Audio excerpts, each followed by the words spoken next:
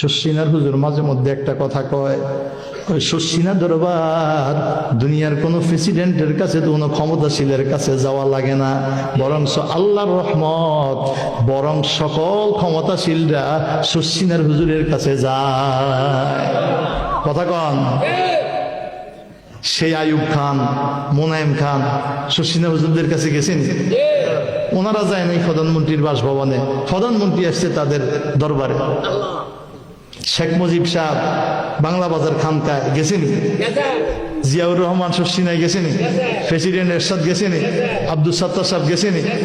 দুনিয়ার আর এখনো যারা প্রেসিডেন্ট হইতেছে বা ভবিষ্যতে হওয়ার আশা করে, বর্তমানেও যারা রাজনৈতিক দলের লিডার দেশে যারা আছে প্রত্যেকে শশিনায় গেছে। কথা কন?